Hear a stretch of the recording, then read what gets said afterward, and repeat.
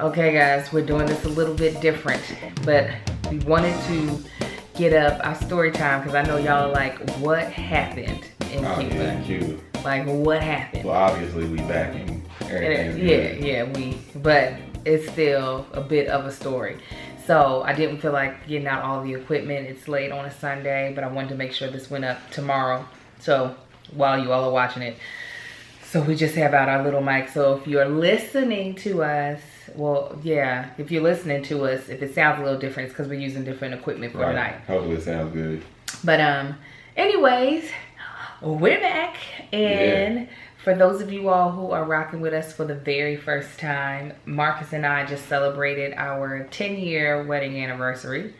And every year since our second year, we have been taking turns surprising the other person with a trip somewhere. We used to just go in California. Yeah, because neither one of us are from California, so it's like we'll go somewhere different. Yeah. Every year in California, and then one year she decided to up the ante. That's right. And it's been on and popping ever since. I've been crushing the game. And then I came and just knocked his game into. I was just like, you ain't even in the right sport, sir. That's what I was like, you ain't on the right planet. Whatever. So 10 years, big thing. We went to Cuba because from the reason why I chose Cuba, this was my year. Number 10 was my year. I chose Cuba because Marcus's father's mother is from Cuba. He found that out in recent years, and so I was like, well, that's dope. And while our presidential administration is trying to change travel to Cuba, I was like, let's go ahead. For me, I was like, oh yeah, we're definitely doing this because it might be a lot more difficult to make this happen. Yeah, little backstory on me finding out my grandmother's from Cuba. Like, my dad thought I already knew that. So that's a whole different story. I was like, why didn't you ever tell me this? We got into a big discussion, quote unquote discussion about that. But yeah, so I was like, all right, I'm Cuban. So I was like, we're gonna make it happen. So he finds out on the day that we're flying out. We're going to Havana, Cuba. I find out as we're flying out. That's how she likes to do it. I love it. That's how you do me too? You like that though. I do. I like to know. Then she was like, you don't seem like you excited. I was like, that's interesting. All my excitement doesn't come out all at once. Like, first he didn't even know where Havana was. I couldn't remember. I was like, dang, that sounds familiar. He was like, it's an interesting choice. Anyways, you can see all that on the channel. If you're on the channel, and if you're on the podcast, go over to my YouTube channel. You can see when I told him. You can see most of our trip. So let's fast forward a little bit. We make it to Havana. We are waiting for our luggage. And as we told you all in the vlog, but we'll kind of give you a little snippet of what happened for those who just listened to the podcast. As I am actually waiting for the luggage, because I'm up by the carousels, Marcus is towards the back of the airport talking to a gentleman who flew with us that he looked familiar to us. It turns out we don't know who the heck he is. But everybody knows him, apparently. So they're having conversation. Yeah, we just chit-chatting it up, and as we're sitting there, he's telling me how much he comes to Cuba and everything. He's been, basically for the past 10, 12 years, he's been going to Cuba every single year, sometimes multiple times a year. So as we sitting there talking, one of the airport officials, young lady walks up to me, and all these conversations that we're telling you, just so we're not trying to retranslate it, most of it is in Spanish, or at least my broken down version of horrible Spanish. Angela speaks a lot more better Spanish than I do. So she walks up to me and she's like, passport. I'm like, yeah, sure. So she has on the uniform and she has this little notepad with no lines on it, just a notepad and a little like strips of paper. Yeah, I don't even think it was a number 2 pencil. So I give her my passport. I'm like, sure. She's like, I'm gonna check everything. I'm like, okay. So me and my guy, we continue to talk. We're holding conversation, and he's kind of cutting his eye at her, and I'm looking back to see if she's writing down. So she's writing down all my passport information. Then she proceeds to ask me questions like, why am I here, and how long am I gonna be here? Right. What's my occupation? By the time she gets to occupation, I didn't realize what's going on. I just decided I ain't waiting for luggage no more. I go back to join Marcus, and I see this little petite woman, and they wear fishnet stockings a lot. Yeah. Designer fishnet stockings. Mini skirts, fishnet stockings. So she's got on this little itty bitty airport uniform with her fishnet stockings, and I was like, hold up, is this hoe trying to push up on my husband because he's the tallest thing in Cuba right now? So I walk over very confidently and I stand right beside him in front of her. And she's asking, occupation. And I just start answering as if she knows who the hell I am. And I'm like, engineer. Yeah. And she's looking at me. That was the easiest thing to say. I was like, project management. I don't even know where to go with that. So. And he tried to say engineer. Then I was like, engineer. She's like, oh, engineer. It's just an ingenierio. Like, anyway. Yeah, so as she's sitting there, me and Angel are trying our best to get her to understand she's asking questions. We trying our best to get her to understand our answers. And I keep Another one walks up. Yes. So it's now two of them. And then because I keep answering questions, she's like, are you his girlfriend? And I was like, no, I am his wife. I'm still thinking this woman's trying to piss, make her mark on my man. I'm trying to piss on him, not realizing, no, something else is happening right now. Everybody else was already aware something else was happening. Angel was just like, no. Because the other person that comes up is another woman in fishnets. I said, oh, these hoes are bold in Cuba. Is this what's going to be? So then she proceeds to ask the other chick. She was quiet. She started asking questions too. Yes, they both started. The third lady that came up didn't ask questions. She was just standing there. Like, she was like walking by. And it was like, I'm going to join in on this too. Yes. Like, she was on her way to lunch to eat her some bread and cheese. They have both of our passports. And so then they start asking Angel the same questions. Like, how long did we used to tell them, it's people-to-people education. We're here to learn about the culture. Oh, escuela. What is it? Universidad? Universidad. No. Because, real quick, because somebody was asking if we were doing like a cultural program when I said that. Traveling to Cuba, if you are a United States citizen, there are certain permits you have to have. One permit, which is the general permit, there's a bunch of categories underneath it, like religious, humane relief. Another one is education, where you are really just learning the culture. To people, you are meeting people. You're not there for just recreational activities. Right. So we say that just so it's clear, like we know what we need to be doing here, which is learning the culture, not just chilling all the goddamn time. So that conversation proceeds, and then by that time, a guy walks up, airport official, and then there's another guy that's a passenger that hears this language struggle between us, so he starts translating for us, which went a little more smooth. But then the guy that worked at the airport, he understood a little bit better. Yeah, he understood more. What we were trying to say. So that conversation went on for like 25 minutes or something like that. Like it was. It felt like it might not have been that long, but it felt long. It was at least 15. At least 15 minutes. Because the power went out a couple of times, and I'm like, all right, y'all need to run and try to reset that generator. And they didn't go anywhere. They was like, so as I'm sitting there talking to Michael and all this is unfolding, they don't know who Michael is because we didn't say his name. Well, that's fine. The dude that Marcus had been talking to. The guy that I was talking to. We buddies now. So as I'm sitting there talking to him, and I realize he does this all the time, especially in Cuba. So he looks at me, he's like, hey, why are they sweating you? And I was like, I don't know. So the fact that he had that question, I was like, all right. He's been there at least 10 times. A lot of times. So, and then as they're all asking these questions and we're like surrounded by these 4 airport officials, I'm thinking in the back of my head, like, oh, this is like they just random people that got off the plane. So I started looking around the airport and nobody else is being questioned. We the only ones with people around us. And now everybody else in the airport is looking at us like, what's going on over there? She must got drugs up in her butt or something. What they around here?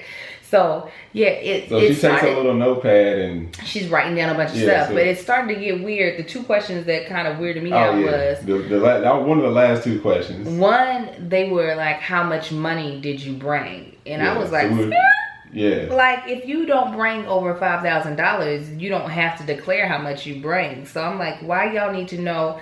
To me, that felt like, okay, they're about to ask us for some money, like, in order not to get arrested. Like, that's what was going on in the back of my head of, like, why you need to know how much money we have. And so then right after that question, it was, where are you staying?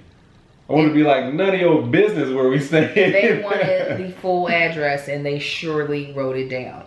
So obviously, eventually, they let us go from that. All they said was they just have to check for information. Because it was like, is there a problem? No problem, no problem. Everybody kept saying, no problem, no problem. And if you could have seen how like unformal this paper that she was literally like a scrap piece of paper that she was writing this on. So it's just kind of like, what type of database do you have that this is the way that you get? I tend to be a little analytical, so I'm looking to see who else is it. Ain't nobody else's information on it. I was like first page. It was like, put that page back. I'm gonna start scribbling on the second paper. It wasn't even a notebook. It was strips of paper. There was there was nothing for it to be attached to. Right after this whole conversation, we pretty much ended that conversation. They let us go. So now nerves are a little up, but the fact that they just kind of let us go, I'm like, all right, what else is gonna happen? Because we were just talking to people in line, or we went to talk to people. We left there, went to the currency, which was right next door. And then we started like telling people. Yeah. Some people were asking like, what was going on with that? And other people was like, oh yeah, I had friends. So yeah, we heard a couple, like there was one girl who was telling us about her friend who had a great time in Cuba, was leaving and got arrested. Held in jail for 5 days. Because she had a professional camera and they thought she was a spy. And basically let her go, but kept the camera. So fast forward to Thursday. Yeah, Thursday. So we sitting down, we're eating. No, we're not eating. We are checking. Near the restaurants. Yeah, we're near the restaurants, checking my email because Wi-Fi is very spotty. There's only a certain places where you can get Wi-Fi in Cuba. So we're checking to see, there are restaurants that we can go to. I forgot I have a list of like all the dope restaurants and clubs so we can actually go do something, a little interesting at least at night. So as we're standing there taking screenshots of the stuff that I have on my phone, our host comes up to us and he's like, hey guys, we're like, hi. And he's like, hey, did anything happen yesterday or today while you were out walking or visiting? In the streets. Anything happened in the streets? Something like, nah. And he keeps asking, like, kind of persistent. We was like, well, what's the problem?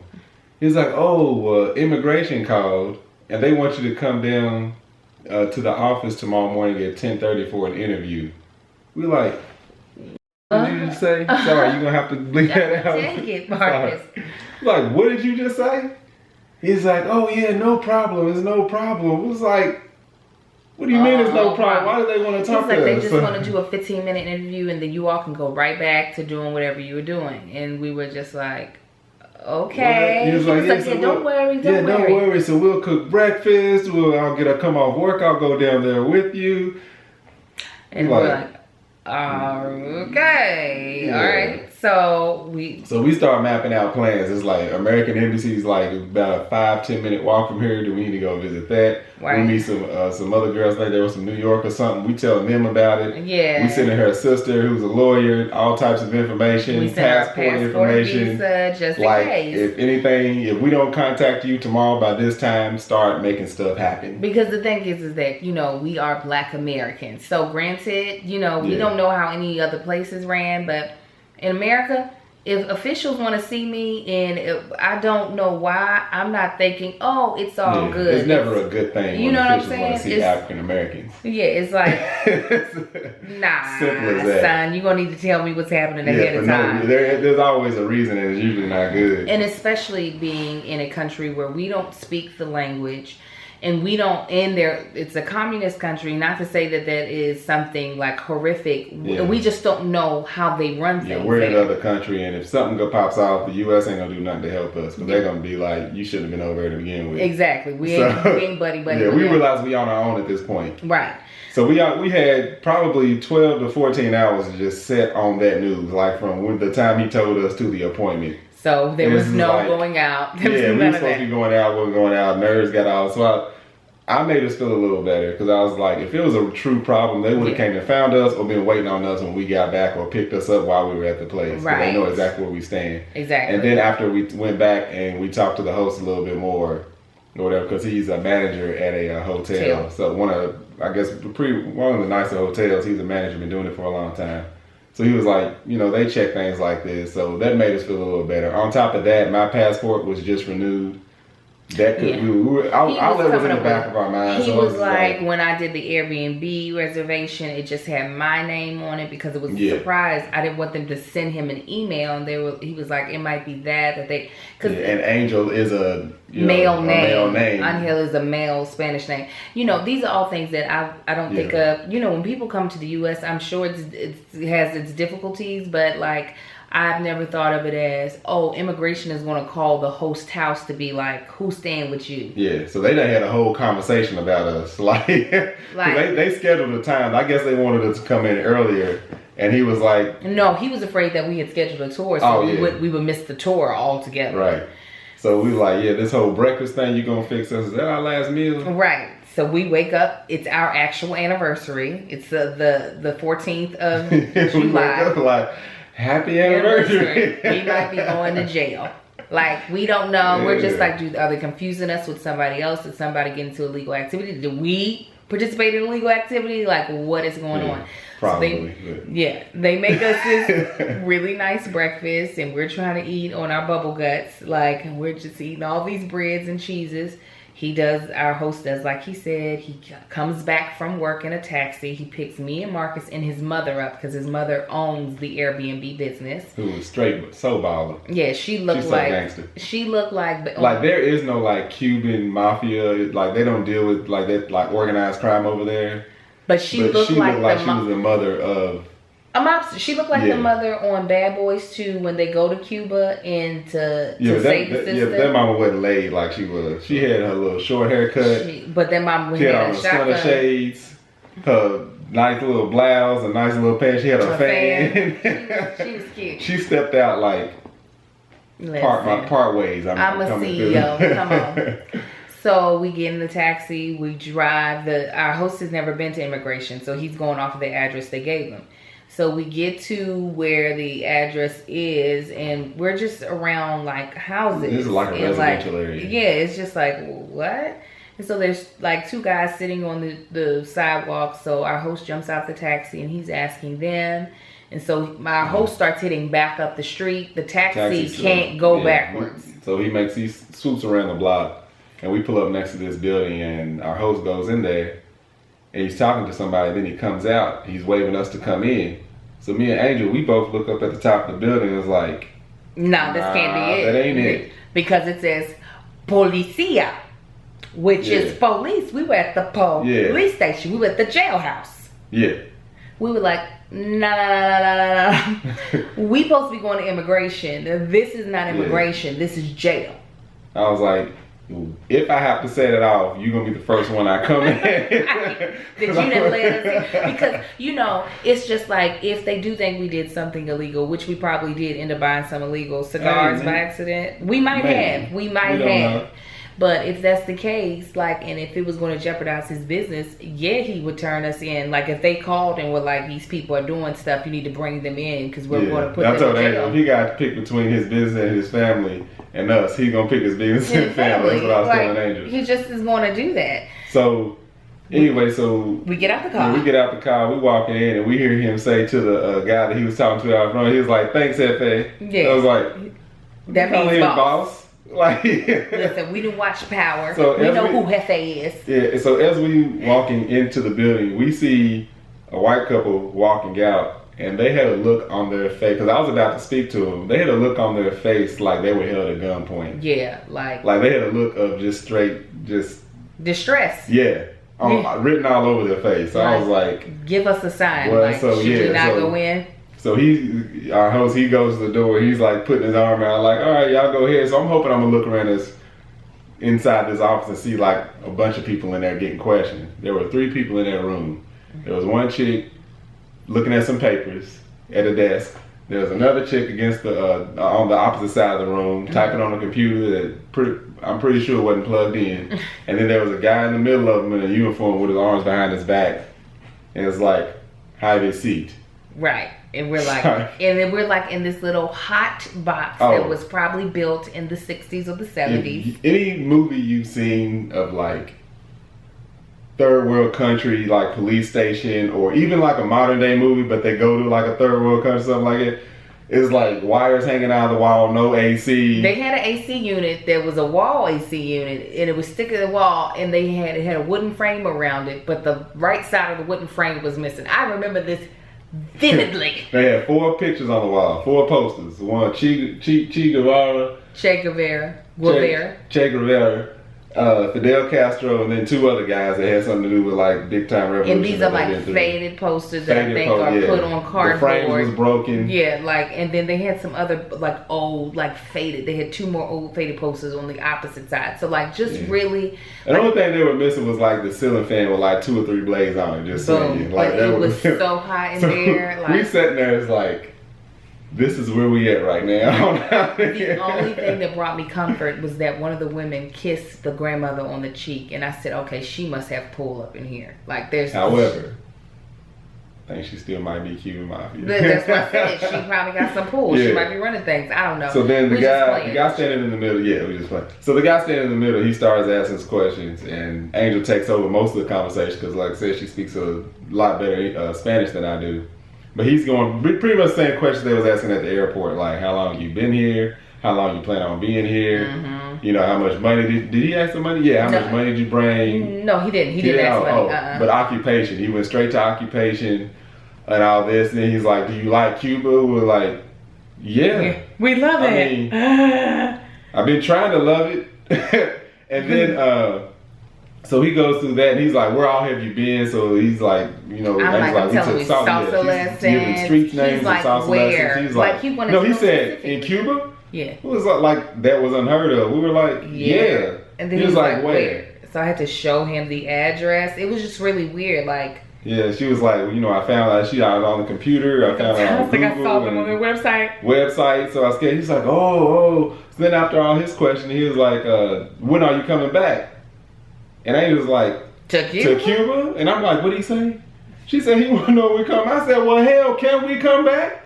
And our host, and this dude's like stern, like stone face. Our host just starts laughing, and our host starts explaining to him what I said and why. So then he finally cracks his smile. He was like, no, please come back. No problem, please come back. This is, what did he say? This is, we just checking. Yeah, we're just checking things. We're just checking, just random checking. I'm like, this don't feel random no more. When I tell you this man did not crack a smile until that point, every other thing, he was just grilling me question after question. And this is mostly is in his broken English and his Spanish, and in my broken Spanish and his English. And the questions were repeating. I'm like, they're looking for us to say something different. Yeah, it was. That was my interpretation of it. It was. I'm telling you, I tell people it was like the day of Pentecost. The Lord gave me various tongues to speak to this man. He was like, "Why are you leaving so soon?" I was like, "Porque él trabajé a la lunes y nosotros tenemos 3 hijos." Yeah, they trying to explain to him that I got a good job. We got kids. It's our anniversary today. Oh, yeah, I heard him say happy anniversary. It was just like, oh my God. But we were down there for it was about 15 minutes. And look, so he stopped asking us questions after the laugh and everything. After he said it's okay, he was like, "Come back to Cuba, always, please come back. We would love you." He was like telling Marcus, you know, you should go find where your grandmother was lived, and blah blah blah. So they're no longer really paying us any attention. We're still in the seats, and I look at Marcus and I said, "Well, I'm gonna get up. I'm gonna walk towards the door. I don't know if we can, but that is what I'm going to do." I ain't making no sudden movements. Right. I know how it's played here in the States. Oh, listen, because when we sat down, they were like passport and visa, and Marcus didn't already have them out, so he has to go into his pocket of his shorts, and I was like, God damn it! I already assessed the situation. I ain't see no guns anywhere. I'm thinking you're about to reach to your pocket and they go kill Even us. the cops outside. I was like, where are they pistols at? That's why they don't have accidental shootings in Cuba. But yeah. So no, that was not the least of my concern. It was like, it was hella stressful. It was crime McGraw or something, so I ain't gonna test him. So now we gotta hurry up and skip forward because I forgot there's one whole more story to tell y'all. So we get out of there, everything's fine, but it was extremely stressful. It's to the point that when we got back to the apartment, our host wife and her sister are waiting, looking out the window, waiting to see the taxi pull up and to see if we got out of the taxi. As soon as they see our faces, they're like, "Oh yeah!" And he was like, they were really nervous. Like, you was nervous too. We was all nervous. You didn't know what was gonna happen. You trying to tell us, I don't want to see those faces. Yeah, no, not those faces, not those faces. You ain't the one. That's getting questioned, god dang it. But I guess they were like, we might lose our business if they lock them up. Everybody's buttholes were tight. Yeah. So anyway, we decided, you know what, we haven't done anything like extremely just relaxing and fun. Like I said, it was all we had already education. planned a trip to the beach. So we were like, let's just go to the beach. So we go to the beach. Y'all see that in the footage of the vlog. If you haven't gone to see the vlog, go watch it. Well, as we're getting ready to leave, it's been a great, relaxing day. There's this group of people beside us that are having a great time. Like right beside us. Like it was hard to keep your eye off of them because like people, almost everybody knew them. Yeah. They were just having a good time. It's so like from here to the camera. Like they were really close. Like I was like, we facing this way and they like right there. So I was entertained by it. I'm like, they having a good time over here. They're drinking, they're playing, like they're picking with each other, putting whipped cream on each other's face. And then everything changes. And I see a young girl. She looked like she was late teens or whatever. She comes and sit behind one of the ladies that was sitting beside me. And she's got an attitude. And I see like now all the girls, all their demeanors and everything's changed. And the guy that was walking around started the whole whipped cream game and like getting physical and just playing around with everybody. I told Angela, I was like, yeah, that dude must have went too far with one of these young girls. Angela's like, yeah, that'll do it. Yeah, because she's mad. She's sitting there with her arms crossed. She's not having it. He walks up and he's talking to her and she's like talking, you know. Yeah. They speaking in Spanish. They talking too fast for me to understand anything. Really fast. But you know body language well enough to know it's about to go down. And Marcus is like, oh, I want to see where this goes. And I'm like, I'm like, I don't watch all this unfold. I got to see the end of this. I'm gonna watch the credits roll at least. So go ahead. I see the man grab her by her face. Now, for those of you watching, I'm going to show you an example. And for those of you not watching, just imagine somebody grabbing you from below and grabbing your cheeks. And like, so your lips are being pushed out. And he's like moving her head around. Squeezing her face around. I'm like. And you can tell it's not a game because she's still pissed. And she's like trying to hit him back. Yeah. So then he hits her. He smacks her on the face. Like, but prior. The first time. That's when I said they're about to break this bottle over his head. He smacked her over the face, and I was like, and one of the girls was like, hold up. I was like, Angel. Because they had a liquor bottle, like, right there beside him. I said, Angel. Yeah, that was so before the first smack, when I see this, I'm like, Marcus, we need to go. I'm like, we need to go. We need to go right now when I see her grab him by the face, because I know, one, this is about to get real messy. And then two, if this man sits here and beats this woman on the beach, Marcus is not going to be able to just sit. He's going to have a hard time just sitting and letting that happen.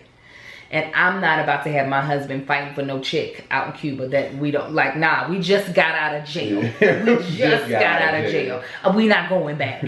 So yeah, then bring it back. Sorry. Where did you just go? Because that's what I was thinking. I was like, we're not going back to jail. So he smacks her. It's like a tennis swing, and he like that. So I was like, what? So I see all the girls jump up. I'm like, Angel, they about to break this bottle over his head. No. So I'm like, I'm gonna stick around and watch this. But their reaction wasn't big enough. Yeah, no. So he's still getting physical with her. At this point, she's like kicking and about halfway swinging at him a little bit. I'm like, yep.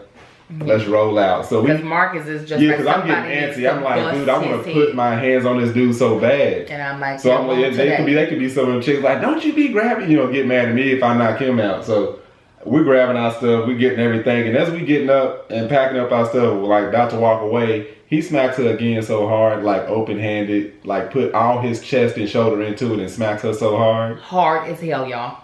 To the point where like everybody was like, oh. I was like, let's go. Yeah, I said, yeah, let's ride out. So let's go. As we walking away, we still looking back, see it unfold, and that's when all the girls, they all jump up. Again, their reactions ain't big enough over here. Yeah, like it was just been a fight. Thing. We just would have been ganging up on him. It is what it is. Yeah, I mean, granted, she's fighting him, but it ain't like it should have been. Like for him to be that bold to smack her in the face, it's just like then somebody needed to have been bold enough to punch him in his, and that's not what was happening at all. So as we walking away, we see one of the guys that work at the beach, and we're trying to explain to him, hey, this dude just hit this girl back there. And he didn't understand, so we explained to it again, and he points at Angel, it's like, hey, yeah. And I'm like, we like, no. But we did. He bodies floating all in the ocean right now. So I'm like, what point over? And then he could see the commotion. He's like, oh, Chica. Yeah. He had got his little cane. He just kept on moseying Walked off. So we looking like, you just ain't gonna do nothing. So he went over to the booth where the rest of the officials at the beach were sitting in. And they just he's telling them, so they all just start watching. Watch this whole thing unfold. I'm like, I guess this is what they do over here then. This is their telenovela. Yeah, I was like, it's time to roll out. So as we are waiting on the bus, we hanging out front for a little bit. It was what, 30 minutes? Yes, at least, yeah. And then we see a police car like riding up and down the street, but as so much time has passed, we done halfway forgot about that whole incident. So by the time the bus comes, we get on the bus, and the bus like, it makes a U-turn or something, right? No, we were sitting there for a minute. And we were just sitting on the bus. That's what happened. Then we see like a crowd of people coming out, and the dude is in handcuffs. Yes. And what was funny about it is the cops had the guy handcuffed, and the girls are now like getting in the dude's face and like, you know, pushing him in his face, doing this and that. And the cops are just like, they're like, hey. But they not actually stop. They're like, don't stop. They look like I'm like, this is your chance to bust him in the head if you're gonna do something, because the cops don't seem like they care. They surely didn't. So that really just killed the day. It was so disturbing to see someone that really that bold me. just smack a female in the face. And to not feel like anybody was there to really defend her, because it just was not going to be my husband. There was one guy there that was like pushing the dude away, but I think that was like his boy. Yeah. Like pushing him away from the whole thing. But yeah, so it was more like he was trying to de-escalate it and not so much defend her. So I said he needed his throat cut. Yes, and that's why I was like, you're not going to be the one. Right. Today, if you are the only one that's going to save her from getting slapped, she's just going to be getting slapped. Because we're not getting. I wasn't about to I'm gonna go over. I was like, man, I understand the situation we in. I know I ain't gonna have to do nothing. But you could see him boiling, and I was just like, see, I don't know, like this man could have all of a sudden kicked this woman in the stomach. I don't know how far he would have went, and eventually, and then if she messed around and pushed him or something, and he fell over on me, that would have just gave me the green light, right? and I'd be like, no, the lights aren't on at all. The lights are out. Let's go. So Cuba basically had a lot of deep, dark moments in there for us that made it. However, made it what? Not as enjoyable as we would have liked it. However, please, it's hard to say. So I know it seems weird us saying it, or me saying this. I would, even after hearing all this, if you didn't plan on going, I recommend going. Yeah. If you plan on going, please go. It's beautiful. It's nice. The people are nice. They have an extremely low crime rate. We never, at one point in time, ever felt like we weren't safe. Right. Like even walking around late at night up in the residential areas, we never felt like we were in danger because everybody was so nice. Yeah. Our host was freaking amazing. Amazing. They were so nice. To his Airbnb. The people, yeah. Please leave that. If you're gonna go, do Airbnb. Stay with somebody local. They'll give you the do's and don'ts. They'll show you around. They were extremely nice. The place is beautiful. That beach is actually probably one of the most beautiful beaches we've ever been to. Beautiful, yeah. It's just coming down from Immigration and seeing that kind of skewed that. But now that I look back at the pictures and I remember sitting there, I was like, it was beautiful. I don't think there's a beach on the northern continental area that is better than that beach. That beach was absolutely beautiful. I've been to Florida, I don't know. Saying what? What's the dang Malibu? We've been to a whole bunch of beaches. Sand Malibu. We've been to like a lot of beach. That beach was absolutely beautiful. The water was nice. Even all the touristy areas, other than everybody trying to sell you cigars, it was beautiful. I definitely would say go to Cuba. Yeah. Especially before. I mean, because a lot of people who went had a great time. Yeah, it was just absolutely. We've heard out of our story, we've heard 3 horrible stories, and we're probably the 3rd worst out of all those stories. And out of all the people we know that went to Cuba, all the people we talked to that were there, and new people that went, if that's one of the worst you could get, then absolutely go. I've heard of much worse things happening with people visiting here in the United States. So. Yeah. Well, anyways, this has gone on long enough. But that is what happened. The footage for the last part of the trip should be coming up here soon. It has a sponsored part of the video. So I'm waiting to get that part approved. So hopefully you all will see that on Tuesday. But yeah, that is our Cuba story. Yeah, that's our immigration. Yeah. all So that. you guys make sure you rate us on SoundCloud and iTunes as usual. Follow me on all my social media: Facebook, That Chick Angel; YouTube, That Chick Angel TV; Instagram, That Chick Angel; and then Twitter, Angel the Actress. And come back next week for another podcast. We might actually get up a podcast this Wednesday on Jay-Z's album, as well as the controversy with R. Kelly and other things happening in the world. You got anything you want to add? Nah, you say enough. He's 10 more years of this. You better hope. You better hope. Your dream come true. All right, guys, we got to get in bed, but we hope you all have a blessed day, and we'll talk to you later. Y'all have a good one. Bye.